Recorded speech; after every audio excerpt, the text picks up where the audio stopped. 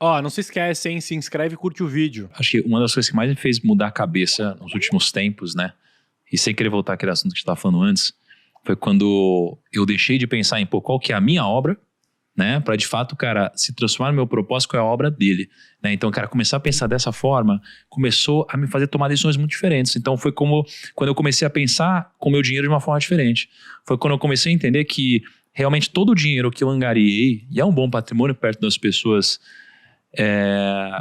na mediana de patrimônio, né, ao redor do mundo, eu entendi que esse dinheiro não é meu, né? Esse dinheiro ele é utilizado para cumprir uma obra, mas que também não é a minha obra, que também é a obra dele, né? Então, quando eu começo a entender isso, cara, tudo começa a corroborar para cá, né? E é por isso que, quando isso acontece, e isso tem acontecido na minha vida, muitas reflexões sendo geradas, de que, tá, então, se tudo é pela obra dele, que seja feita a vossa vontade, e eu sou uma ferramenta, cara, então você começa a ter que se cobrar um grau de discernimento para entender o que é dele e o que é seu.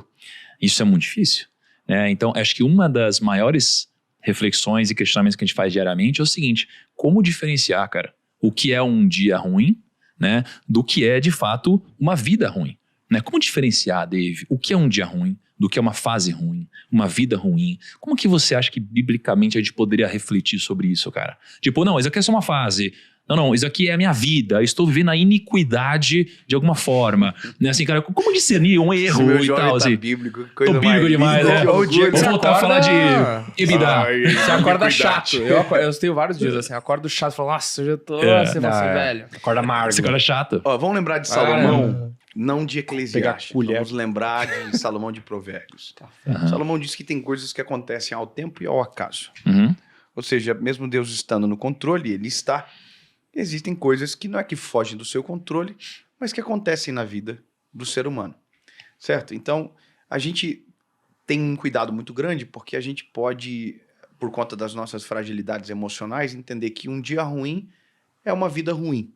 E tem gente todo dia que toma decisões trágicas com a própria vida porque não consegue mais ver saída, esperança e tal. E se você abrir o seu direct, você vai ver a quantidade de gente falando: a minha vida acabou, eu não tenho, não sei o que eu vou fazer e tal.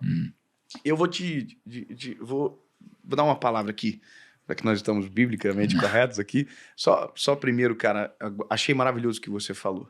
Eu acho que isso, ele é um fixador lá do nosso início da conversa, sabe? Não é a minha obra, é a obra dele. Então, se ele é a prioridade, a obra dele também é. Só que a obra dele também é a nossa família, é tudo aquilo que a gente faz para a glória do nome dele. Eu entrei aqui, vi isso aqui, se você não teve a oportunidade, pode ligar para cá, eles aceitam visita todos os dias.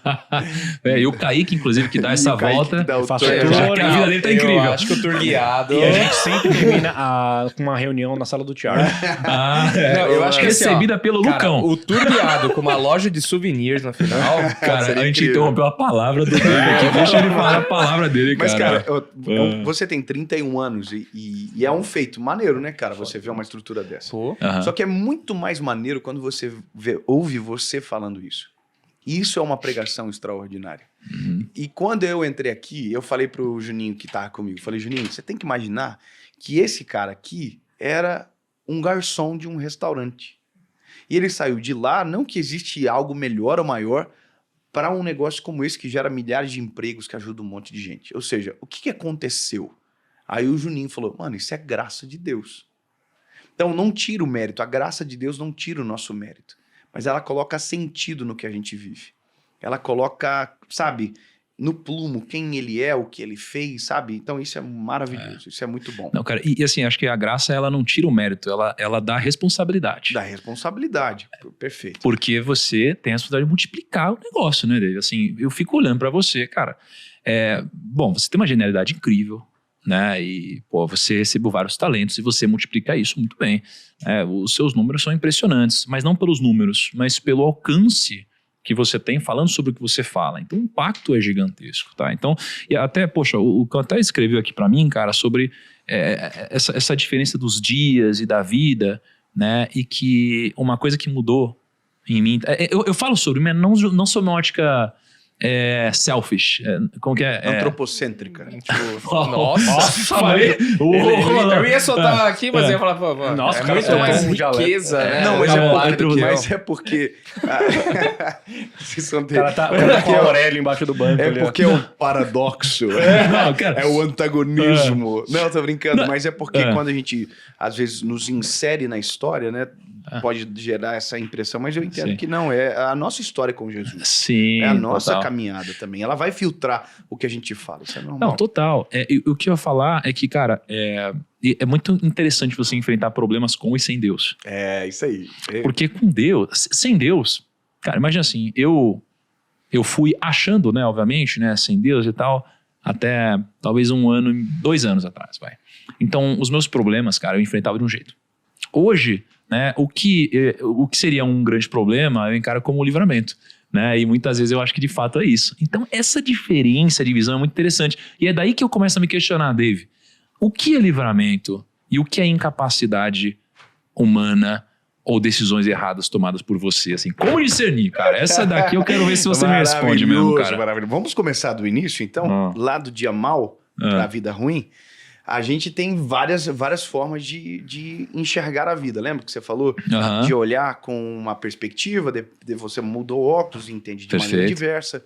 Então, o que Deus faz, cara, Deus não muda, na maioria das vezes, o nosso chão. Mas ele muda a forma que a gente o enxerga. Então, quando Deus entra na receita, a nossa perspectiva se altera sobre muita coisa. Para não dizer sobre tudo. Mas vamos lá. O dia ruim é o que acontece com todo mundo. Todo mundo tem um dia ruim. Tem pessoas que pensam que o evangelho é um sinônimo de vida perfeita.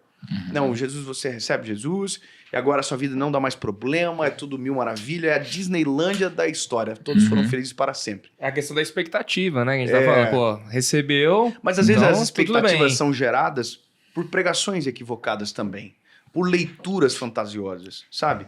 Então o evangelho, ele é um manual de vida que nos insere dentro da história com uma perspectiva diferente sobre a mesma. Eu tive uma experiência quando eu fui casar, quando eu casei, a minha lua de mel foi em Buenos Aires. A gente estava numa fase da vida muito difícil financeiramente, eu financei em 10 vezes, cara, dei o suor, o sangue, tudo ali, o dinheiro que eu levei para viagem eu ganhei no casamento, na gravata. É que vocês são ricos, vocês não sabem o que é isso, mas não, gravata a gente vai... Então, não, R$2.000, amigo. Calma, segura que foi. Que pra mim era assim um negócio extremo. Com R$2.000 vocês foram os dois pra Buenos Aires? Relaxa, papai. Sobrou dinheiro. Que isso, cara. Mas vocês foram pra Mas 82. Não, R$2.000 que eu levei pra lá. Ah, tá. Mas deu, tipo assim, 4.000 pesos. 4.000 pesos é bilionário. Eu queria fazer uma viagem, monta um pacote desses pra mim aí. Não, cara. Então me chama no WhatsApp, eu tenho todos os valores de cabeça. Caramba, eu paguei R$2.500 a viagem em 10 vezes de 250. Esse eu não vou falar o nome da empresa, porque vocês vão me pegar. Mas essa era a nossa realidade. Mas por que eu tô falando isso? Porque quando a gente chegou no aeroporto pra viajar, primeira viagem internacional da minha vida, da Paulinha também, cara, a gente chegou no aeroporto, o céu tava fechado. Cara, o céu preto, assim, escuro. E a gente pensou, mano, tempestade, não vai decolar o avião. E a gente ficou com aquela, mano, pobre é muito azarado mesmo, né? A gente tá aqui, não vai viajar. Ficou 10 meses pagando e tal. Resumindo, cara, chamaram a gente pra embarcar. E a gente entrou super assustado. Eu, na época da câmera digital da Cybershot, lembra? Eu entrei tirando foto de tudo, da aeromoça. Aquele flash na cara da aeromoça. Mano, a mulher veio com uma balinha, na época, essa companhia dava balinha de chocolate. Eu tirando foto, assim, a mulher super constrangida ali com a bandeja. Só um deixa eu só tirar uma foto, porque ninguém vai acreditar que eu vou comer essa balinha. Bom, rapaz, eu tirei umas fotos da janela do avião, tava tudo escuro, tempestade e tal. E o avião decolou. E quando o avião decolou, cara, abriu o sol. Mas eu tava tão preocupado com o que eu ia fazer na lua de mel, minha cabeça tava tão lá, que eu não me liguei naquilo, sabe? Mas eu tenho as fotos, o céu super escuro, clareou um pouco e ficou um céu lindo, assim, sabe? A gente chama na aviação de céu de brigadeiro. Lindo, cara. E, cara, eu cheguei em casa da lua de mel e fui ver as fotos. O que eu descobri naquele dia? A tempestade não tinha acabado, a tempestade ainda existia. Mas a minha perspectiva sobre ela agora era totalmente diferente. O que Jesus faz na nossa vida é mudar as perspectivas nossas sobre a tempestade que todo mundo está passando. Às vezes nós estamos todos no mesmo barco, na mesma tempestade, mas quando estamos com Jesus, é como se Cristo fosse esse avião que nos levasse para cima da tempestade. Isso não é só uma historinha de uma experiência. Se você olhar Pedro está afundando nas águas, Jesus puxa ele para a superfície e caminha com Pedro sobre as águas. Ou seja, a tempestade tem várias formas de se viver, mas com Jesus a perspectiva vai ser sempre diferente. As reações, a mesma coisa. Você num dia difícil, você pode escolher reclamar, ou você pode pedir socorro para o Senhor, ou você pode dizer, Jesus, eu entendo, é parte de uma escolha errada que eu fiz. E aí eu respondo a tua pergunta. As nossas escolhas, a maioria das nossas colheitas, estão correlacionadas com as nossas escolhas. Então as escolhas que foram pautadas naquilo que é bíblico, que é a palavra de Deus, não vou dizer que não darão errado, mas dificilmente irão nos cobrar um alto preço. Porque quando os princípios são respeitados, a chance de dar errado é muito menor.